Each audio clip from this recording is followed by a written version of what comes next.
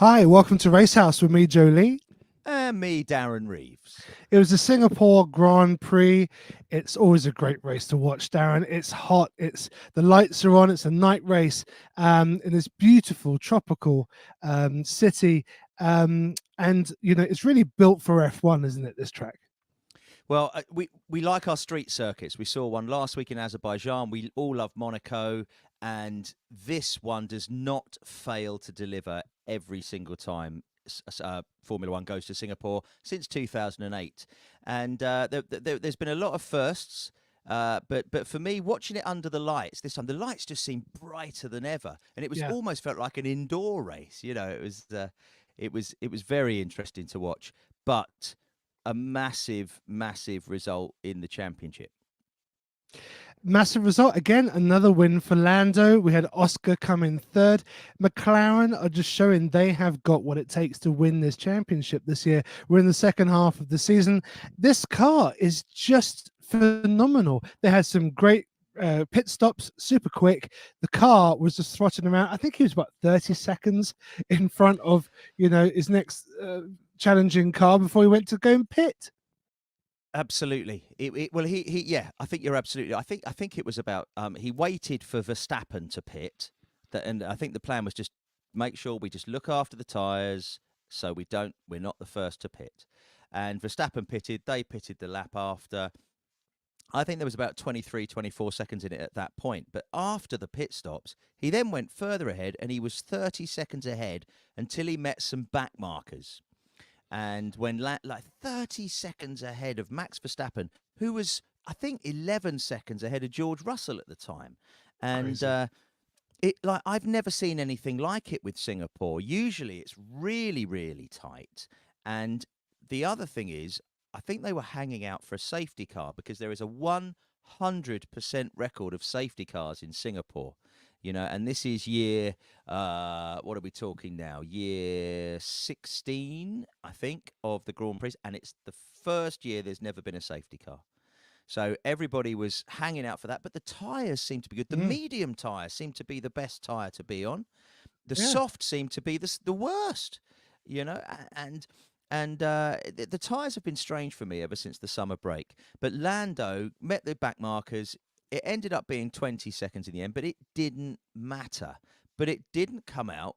Didn't come without any difficulties for Lando. Lando nearly hit the wall twice He and was. He nearly was took brushing the himself out. barriers. Yeah. Yeah, and getting fastest laps and pushing to the limit the whole time. But mate, they looked absolutely shattered when they got out of the cars.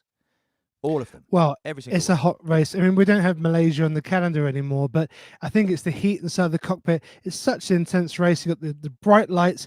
Again, the driver's view is like a letterbox through that Yeah, helmet, and that's what they can see. And so I think pretty much every car was brushing against the barrier. I mean, there's so many cars. I mean, George Russell nearly had another turn. He had a famous one last year.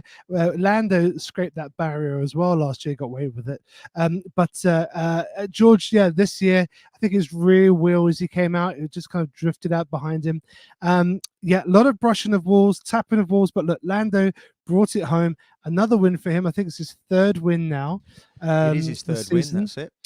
And McLaren are still in the lead of the Constructors' Championship. So a first and a third, they're getting some decent points. I want to move on very quickly, though, because we were talking about rookies and talking about new blood into Yeah, F1. And, it's always incredible when they make their appearance. We saw Liam Lawson, last season, and he just made such a bold statement as he came in. Everyone's super excited to talk about Liam Lawson. Oliver Behrman is ahead of most of a lot of drivers in the table. He's only done one race, and we saw. two races. Oh, sorry, two races. Yeah, now, but now we saw Colapinto. I think it's very respectable 11th place for Colapinto. Well, do you know what? He just got undercut actually in the pit stops by Alonso and I think Hulkenberg. Ha- had he not had he pitted at the same time as them, I think he would have actually been in front of them. In addition to that, he had an unbelievable start as well. So he has just come into that Williams, and to be honest with you, he's matched, if not pretty much, well, today Albon was a DNF. But Colapinto is there with him the whole time. I don't know where he's come from. I wouldn't have even put money on him, even when he does his FP1, reserve driver stuff. I just didn't see this coming at all. But he's looking brilliant. So I think he did a drive worthy of scoring points again. And just to be there stuck behind Sergio Perez, Hulkenberg, and Alonso was just a phenomenal drive. He's there with Perez in the Red Bull, and Perez seems to be driving a little bit better than he had done the previous few races, but stuck behind. Mate, Colapinto for me has just come in the way you've said with Lawson, the way with Behrman. These rookies, mate, we need them in this sport. I've been saying it all season. The first season not to have any rookies, but we do. We've seen 3 of them, and it's been phenomenal. Well, 2 of them, and who knows what we're going to see? Are we going to see 3 of them? Well, Antonelli, is being lined up for Mercedes next year. And let's not forget as well, Piastri. It was his rookie season last year. Yes. I mean, and here he is third. I mean, above Hamilton, Russell. I mean, what stunning overtakes by Piastri as well, taking both the Mercedes, just cruising past them. Some great overtakes. I mean, again, it's the pace of the cars, but it's also that fighter pilot mentality of the drivers that kind of, no, I can get in there. I can make that gap. I can do that. Is it youth? Is that what it's on their side? Or is it just that, I don't know, they've got that.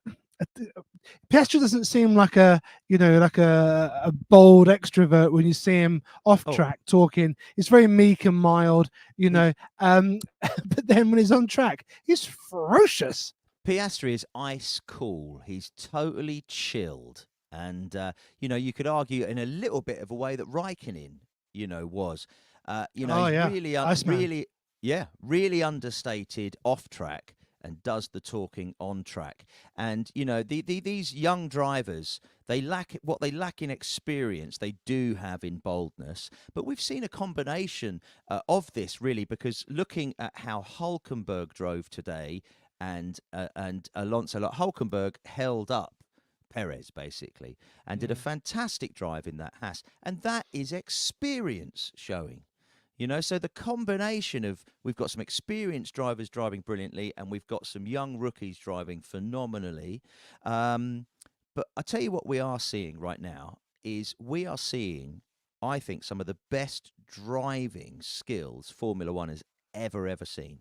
And what we're seeing with the world champions in Verstappen and Hamilton, what we're seeing with Russell and Leclerc and Sainz and of course Norris and Piastri are just top. And then we bring Alonso and Hulkenberg into the equation, and Yuki Tsunoda I think is driving really well right now as well in the RB. So there's some fantastic driving going on right now, and to have no safety car at Singapore, I think there's something to do with the track as well there. But we are watching a real golden age of Formula One right now. This season's going to be talked about. Oh, definitely. And talking of ages, sometimes ages come to an end. And there was a post-race interview with Daniel Ricciardo. Yeah, I saw it. Do you see that? Yeah. I mean, with Will Buxton. Will Buxton, yeah. So incredibly emotional. And he really didn't know what to say because, all these drivers are media trained to hell. Secondly, there's a lot of contract negotiations that happen, and so they can't talk about things. But, they said, "What are we going to see you in Austin?" And he's like, "I don't know." And he did. He's not been performing. He's a lovely guy. We know that he's fun. He's going to be, a great brand ambassador in the future. But he's not bringing it in. But then at the end of the race, he got the fastest lap. What was that about? Well, it was purely a Red Bull decision to bring him in to take it away from Lando Norris. And it did. They did. So he might have done Max a massive favour when we get to Abu Dhabi and there's 1 point in it. And that could be the point. Could be the point. So, look, he's a team player. Obviously, he wants to help out. And that's why he did it. But, it's not looking good for Daniel. And if Daniel comes out of that car, if Liam Lawson takes the seat, which could be as early as Austin, which is the next race in 3 weeks time, Hmm. you know, like I don't think we'll see him back on track. I can't see if Daniel Ricciardo comes out, what other team he would go to. Okay, There's well, no there's only space. one. There's only one other option, and that is in the Red Bull seat to replace Perez. We've seen so many things happen, and Is Formula he One going to moves get so it? fast. But Perez had a good race in Azerbaijan and was unlucky to crash out at the end. He's finished in the points here, but got stuck behind Hulkenberg. To be fair to Mm. Perez, he had a faster car, but you're on a track where passing is really difficult. Or is it just Max Verstappen is driving the Let's talk about Max. socks? Yeah, again, it seemed like a resurrection of the Max Verstappen that we know. He came second, a lot more pace in the car. This is coming from a very wounded team, as Yeah. we've discussed before. With all the Hornergate stuff, with Adrian Newey, their chief technical designer, basically jumping ship and going to Aston Martin.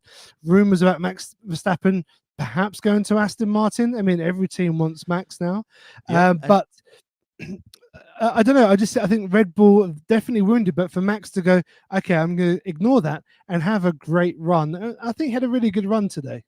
well, I think he had really good qualifying. I didn't expect to see him second in qualifying.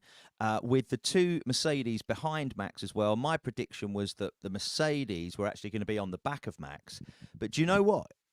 Norris and Max broke the DRS in the first couple of laps, really. So as soon as DRS came in, both of them had a second gap. And I think that is what actually won Max Verstappen second place.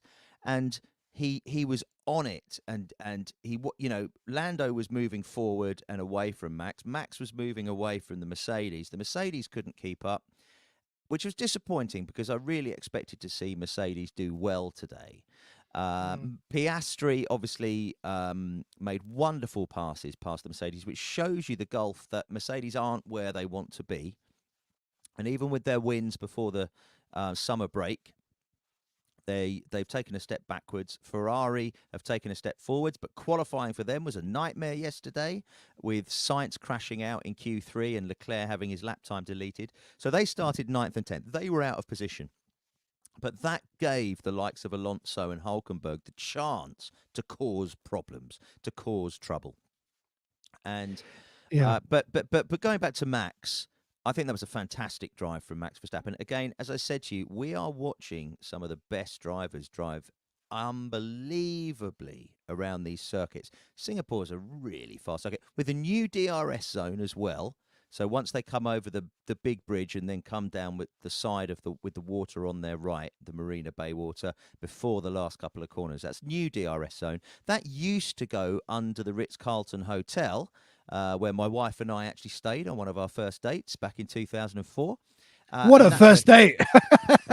tell me about it. And then we God. left there and went on to the Melbourne Grand Prix, mate. That's where we were going. 4 nights in Wait, Singapore and then the Melbourne Grand Prix. Hey, come is that when on. you had the barbecue with Frank Williams? That's it. That is exactly it. With in I we were listen to you in sometimes. you do in Montoya's garage. That's it. You got it. So just getting back to it, that's where Crashgate happened under that bridge. They've taken that out, and I think the combination of making that a longer straight and adding a DRS zone in there has actually helped, because they've removed four corners, and a lot of those four corners were where crashes were happening and the safety car was coming out. I think the FIA or the track designer, whoever does all those decisions, or in Singapore or whatever, I think they've done it and it's made Formula One better. But those drivers were exhausted because they didn't have any respite today. They most of them had a one stop. None of them had a safety car. It was relentless, relentless, relentless. And those drivers are superhuman fit. I remember back in the 90s when Nigel Mansell got out of a car absolutely exhausted and was going to pass out. The problem is he didn't look like a super fit sportsman back in the day.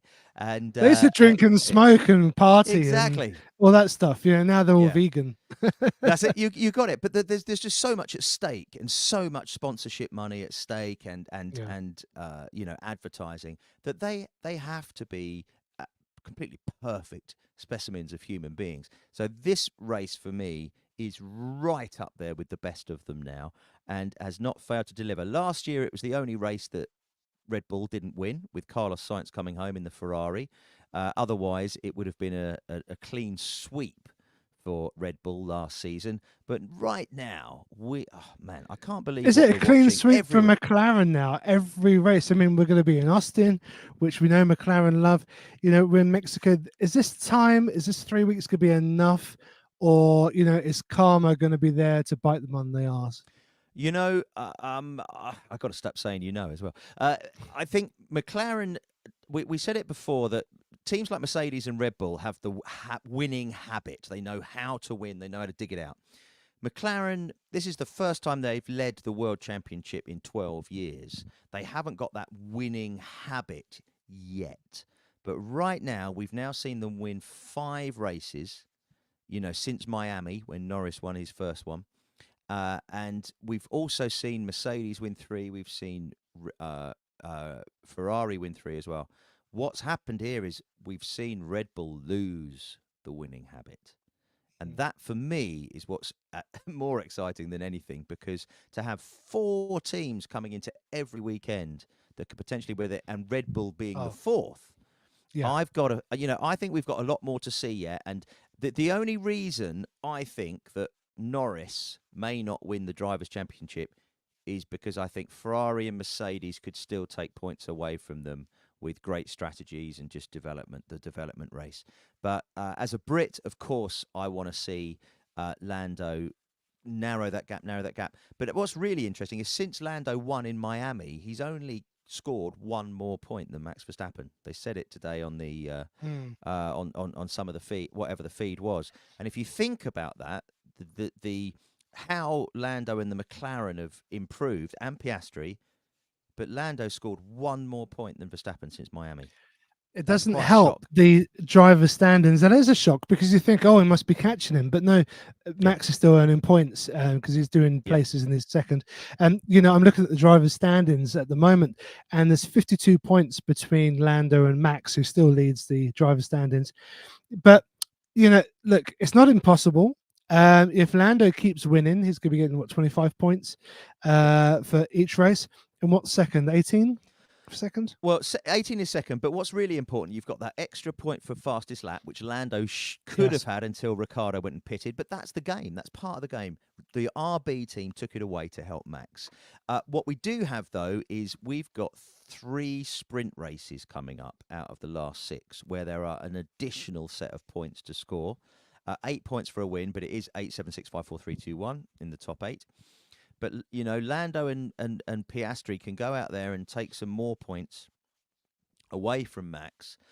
The opportunities are there to be had. It's 9 points a race, a weekend, 9 points a weekend that Lando has got to do, and that is absolutely doable.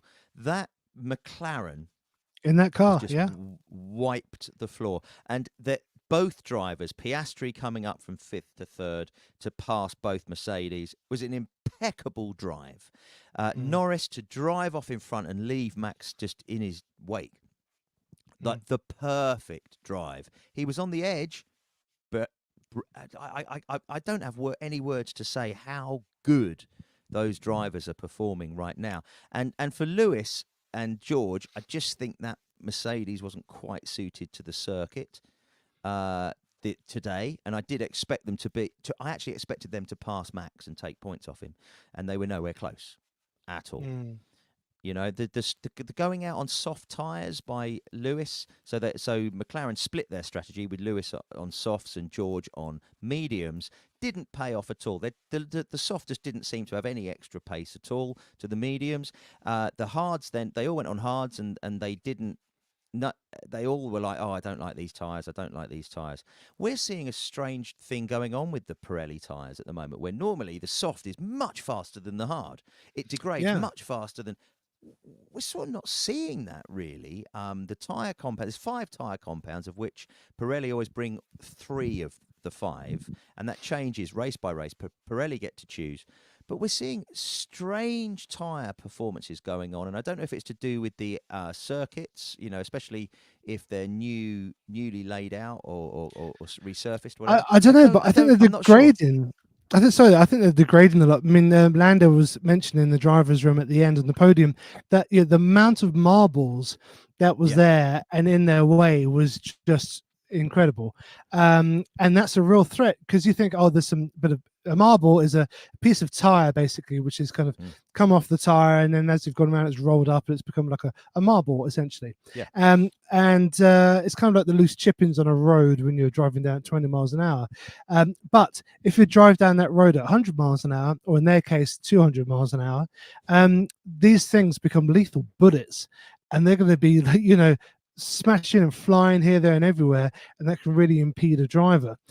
So I don't know what it is. Maybe they've tried something different this year, but maybe the tires are degrading a bit quicker. I guess in hot climates they're going to degrade quicker. Is that right? I'm guessing that, but Yeah, no, you're absolutely right. The heat does, but really, we didn't see that medium tire degrade no.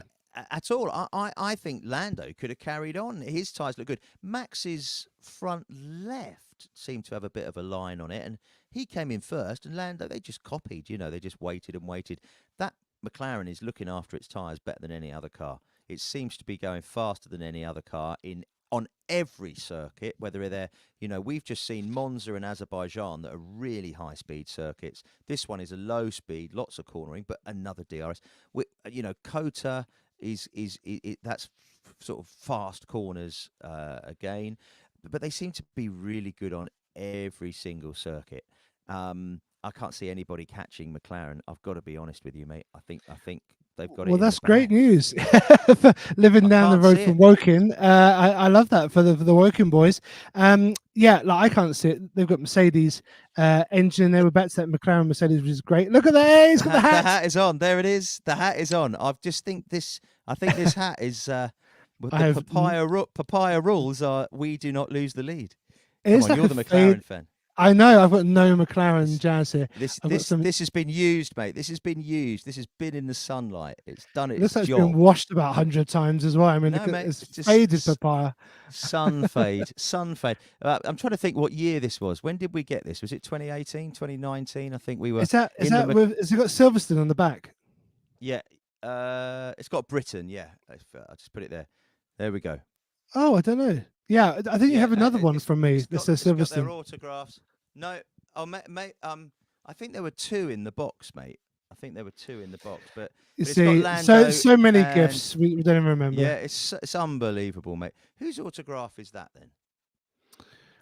Who was in the car that year? So it was Alonso? you. Well, No, I thought it was Alonso. We got Lando there, so it must be 2019. But so Lando took Ricardo. over from Alonso. It's got to be Ricardo, hasn't it? No, I don't think it is. Mate, what is going on? I think Ricardo moved, didn't he, to McLaren in 2020. He was at Renault. Oh, mate, Hamilton. I've No, got I've got a no. blank. No, I've got a blank. Who did Well, Ricardo replace? There's your question. if you know that answer, please write into us on the YouTube comments so that we can bolster our knowledge and solve the mystery. Can you Mate. show that? Can you show us the autograph again so people can have a fair So, chance at well, that? I'll show both. So we've got Lando's autograph there. I think that's Lando. Okay. So he took Yeah. over from Alonso, and Alonso had a year off in 2019. Whose autograph is that? Duh, duh, duh, duh. That's the question. That's if you get that, then we'll send you some Racehouse merch. Well, Yeah. our next race is coming up in 3 weeks, but we have some shout outs. Big shout out to Dave and who Dave Dave. Burrows, who well, my mate Dave, yes, he's always Uh-huh. sending me bits and pieces, and I think we should get him on one of the episodes. So he does know his stuff. He's a super fan, and Uh-huh. a super fan of Racehouse. So hi, Dave, thanks for that. And also a big hi to Karma, who's in Dubai, and she's Uh-huh. watching for the first time, and she's a big Formula One fan, and she loves Racehouse, she says, and she'll be following us now. She's watching live now, and Wonderful. yeah, so we have a new fan in Dubai, Darren. Oh, mate, this is brilliant. This is brilliant. Joe, you One spend by a bit of one, time in Dubai. Yeah, do you know what? That's how things build. And yeah, yeah, it's knocking on brilliant. So doors. I do have the answer. If anybody out there has got the answer to the driver lineup for 2019, and you know it, you know the answer, mate. Oh gosh, you put me on the spot now. I don't know. Let me He's ask going to Karma. be he's going to be a Williams driver in 2025. Oh, of course. Exactly. Oh my God, he's been in more teams Yeah. than someone I don't know. Can you name them, Joe? Can you name all the teams Carlos Sainz has Oh driven for? gosh, it's Carlos Sainz. Yes, of course. Well, he's Mm. been in every blooming team across the grid. I mean, he's the gypsy of the of F1. Yeah. Yeah. So, can you show us again so we can see his autograph there? Look at that. It doesn't look anything like a Carlos No, Sainz. it doesn't, does it? Looks like a house. It looks like an H. Looks like an Yeah. H on the side of it. Carlos Sainz. But yeah, okay. I'm glad we solved that one. No, brilliant. Well, no, thank you to Karma for watching and Dave. Do you have any shout outs at all, Darren? So this week, I've got to be honest with you, mate. I did get a text message this morning from my mate Steve Frost from Down Under in Melbourne, who came to Silverstone this year. You may have seen him on a previous podcast. So he sent me a text this morning. I've just booked my grandstand ticket for Hungary. I expect you to do the same. My problem is do I book one for me? Do I book 3 for me and my 2 boys? Do I book 4 because my wife will want to go? Or and do I book? Yeah, there we go. You can have my daughter's one. But at the moment, right now, I've got a lot of money going out, and I can't make that decision today. So you might have a gig. Shocked. You might have a gig, and that might clash. None of us know what goes on. I always think to myself, buy the tickets. You can always sell them. But then it's always difficult to sell tickets. Your friends, a true F1 fan, ladies and gentlemen. But you can always get rid of them. You can always shift them if you don't need them. Yeah. But Hungary, I've said it before, one of my favorite races. Well, we've discussed that it's such a great experience for the fans and a cheaper one to go to. The only thing is when you've got 2 boys and a wife who's completely into it as well, nothing's cheap. When you need to 4 seats and 4 hotels and 4 flights or drive. We could drive there. But mate, who knows what we're going to do next summer? At the moment, I don't know. Well, but mate, the other thing I just wanted to say, looking at this constructors table, is Ferrari are only 34 points behind Red Bull. Wow. Yes. And you know what? That could have been more had they not had such a bad qualifying yesterday. So I think we watch this space. I think we're going to see Ferrari still win. And like I said, take points off of McLaren, really. But McLaren now have a 41-point lead in that in the constructors with 6 races left.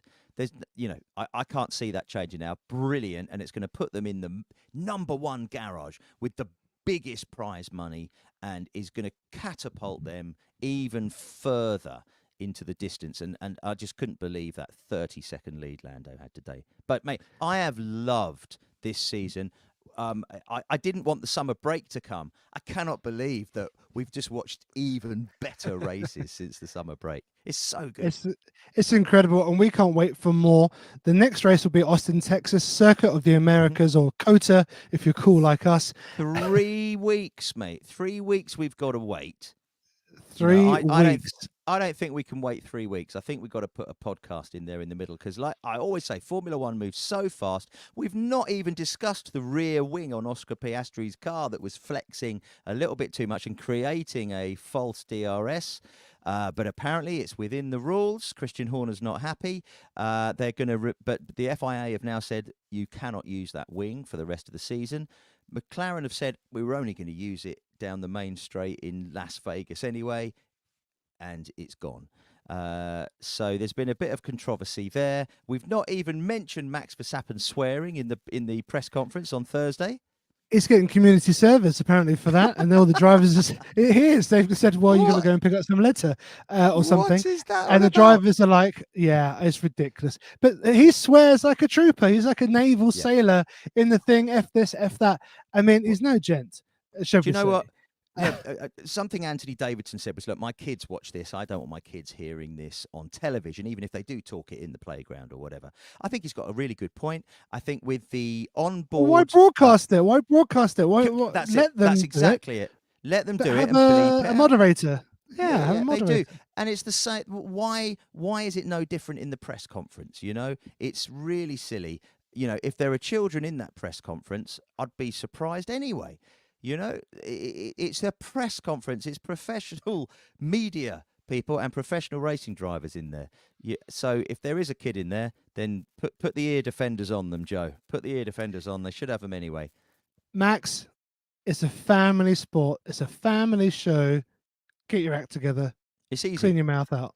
You never see me swear on stage, mate.